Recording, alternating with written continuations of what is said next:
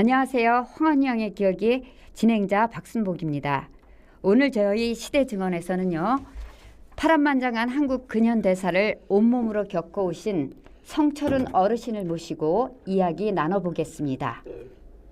슬하에는 삼남일녀를 두셨습니다. 어르신, 시간 내주셔서 감사합니다. 네.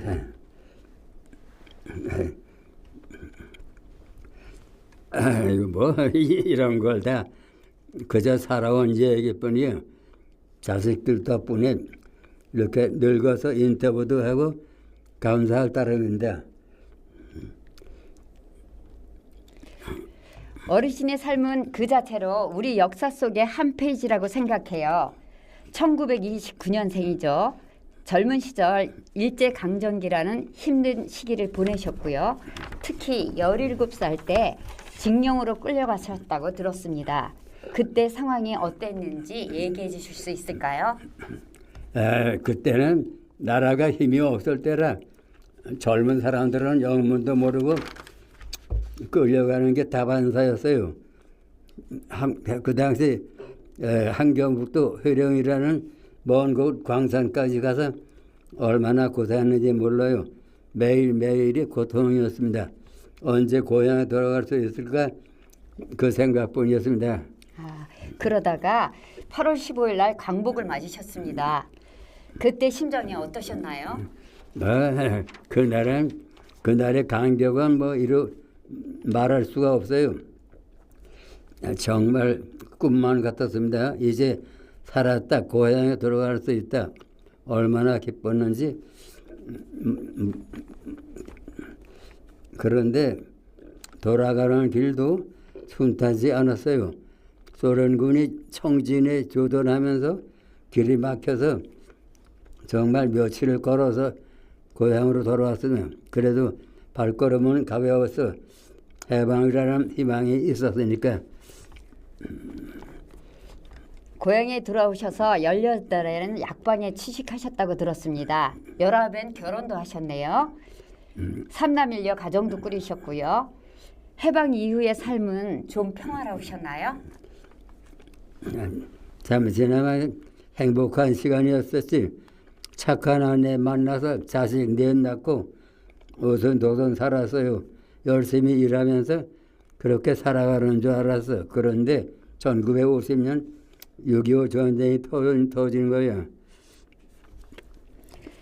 전쟁이 터지고 나서 경찰로 일하게 되셨다고 들었습니다. 포항과 영덕 전투에서 큰 고생을 하셨다고 들었는데요. 그때 이야기 좀 들려주세요. 나라가 이제 위기에 처했는데 가만히 있을 수가 없어서 젊은 혈기에 경찰에 지원해서 전쟁터로 뛰어들었습니다. 그때 포항하고 영덕에서 정말 치열하게 싸웠으며 그런데 중공군인지 인민군인지 워낙 숫자가 많아서 완전히 포위당한 거야.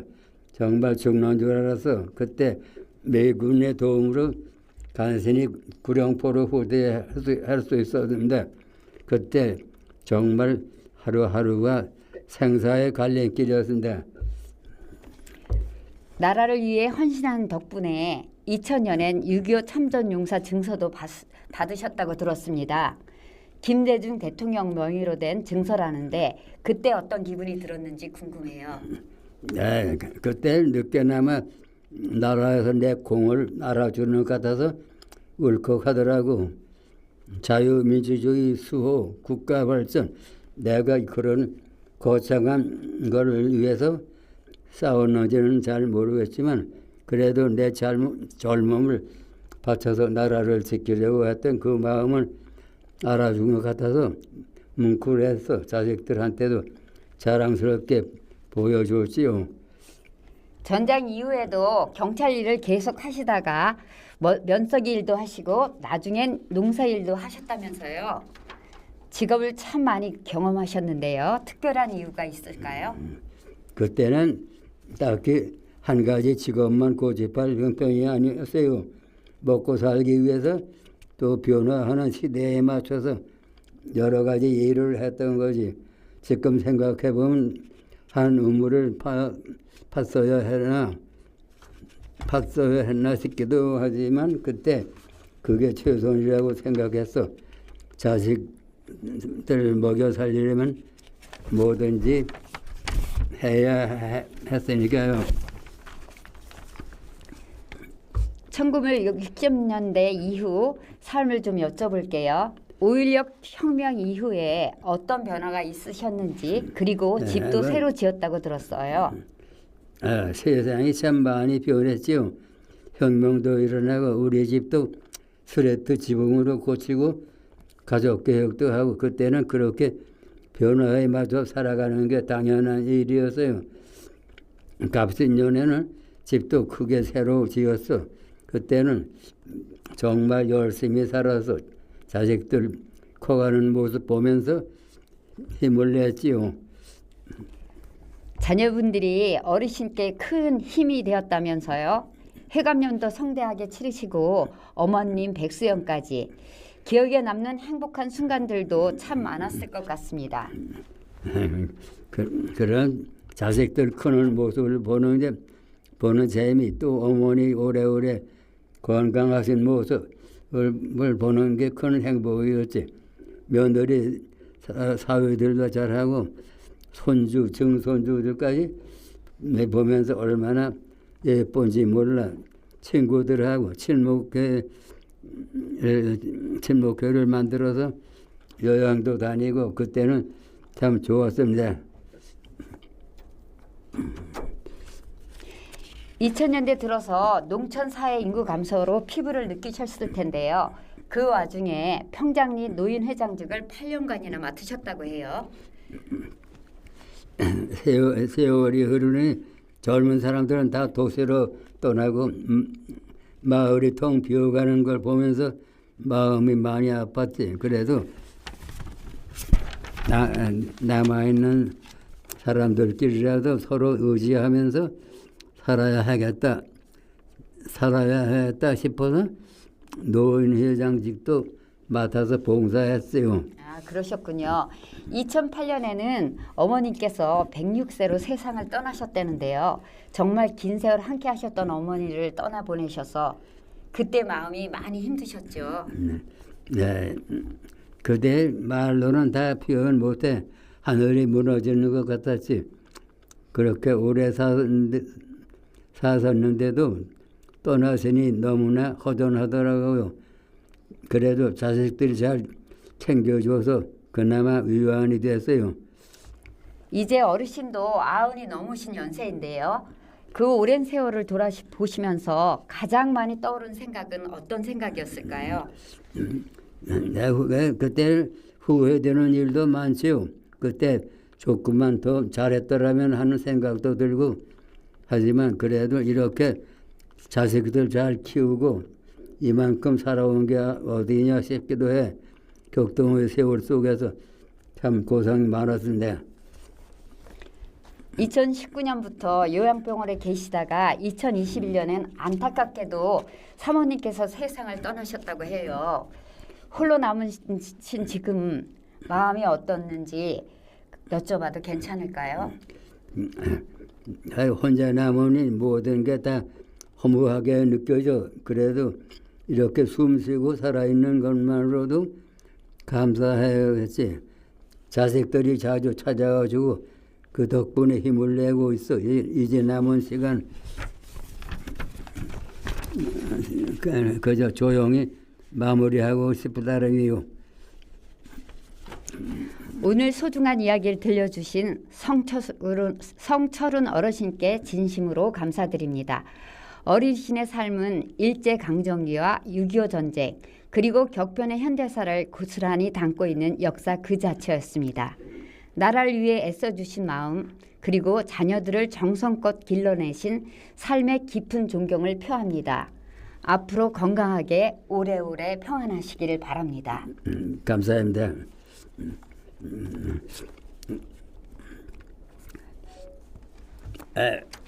힘드셨죠? 그때 당시 얘기 좀 해주세요. 네. 그때 내가 저 한경북도 회령에 여기 유선 광업소라고 그 탄광이요. 예. 거기 끌려갔는데 거기 탄광에서 이 광부들한테 식권을 배부해 줬는데 내 식권을 갖다 주사반에 갖다 내면은 그 직원들이 식사를 퍼서 줬는데 그때 보니까 밥을 안질방이 저울로 달아서 그릇에다가 푹 엎어서랑 주더라고. 그래 이제 그거 갖다서 보니까 옥수쌀로 밥을 지었는데 먹어보니까 아주 모래알집 넣은 것 같이 맛이 없어. 그래서 몇 숟갈 안 먹고 내놨더니 그 먼저 광부가 사방서 나 달라고 서로 달라고 그러더라고요.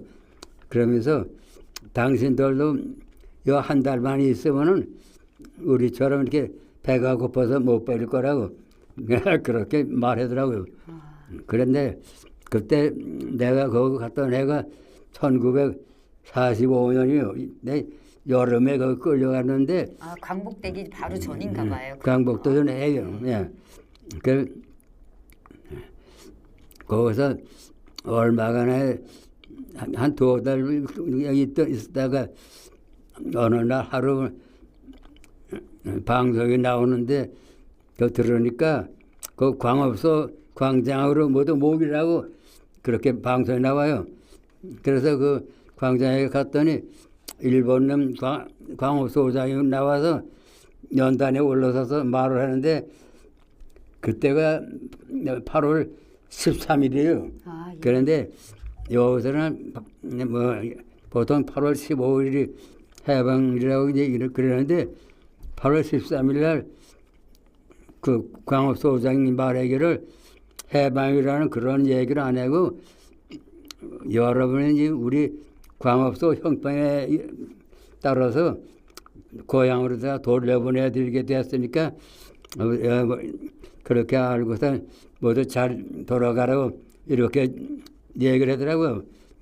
그런데 아까도 말했지만 청진의 이 소련군이 주둔해서 길이 막혀서 못 간다고 그래서 무산령을 걸어서 넘어서 연사라는 역에 와서 기차를 기다리는데 기차가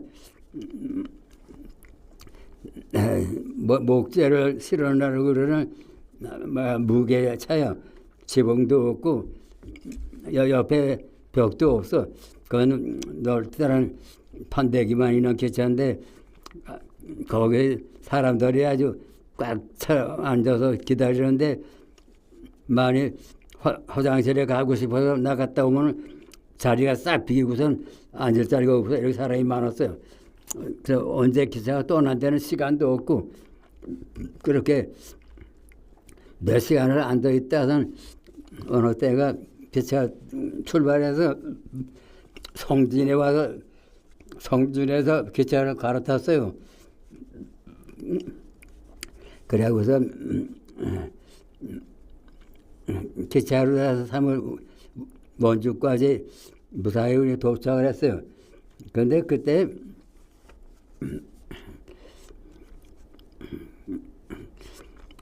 그 광업소에서 집으로 돌아가라고 이렇게 이러는데도 사람들이 막